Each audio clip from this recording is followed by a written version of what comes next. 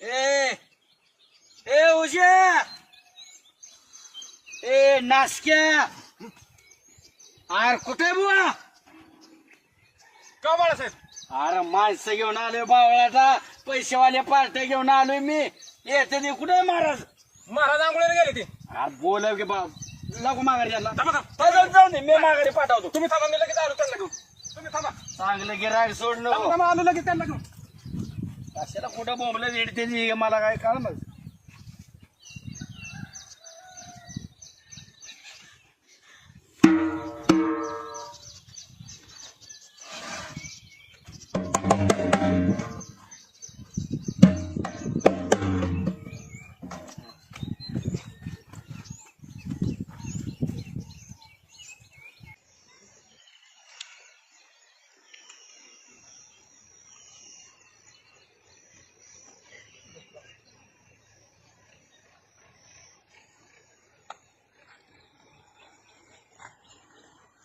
उज्जैन हा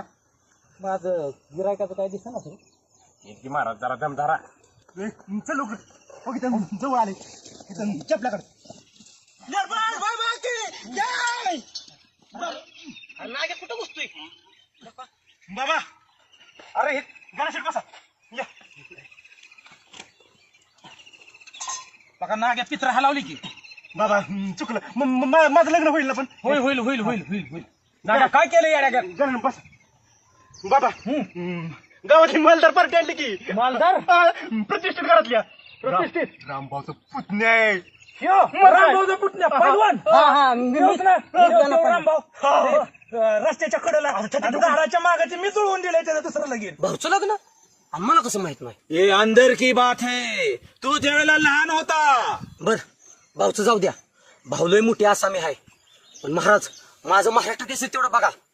मला असं एखादं बालीसारखं वरदान द्या की समोरच्या अर्धी तासात गप्प्याने माझ्या आगात आली पाहिजे अरे बालका असा डाव टाकतो की तुझं कामच झालं पाहिजे महाराज मी तर म्हणतो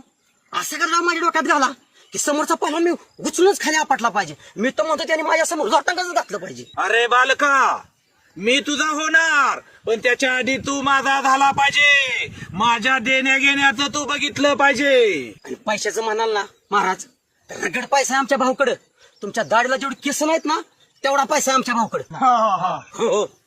तुम्हाला माहित नसेल आमचा भाऊ म्हणजे गावातला गब्बर सिंग आहे तुम्ही ते गेल्या शेटचं काम केलं नाही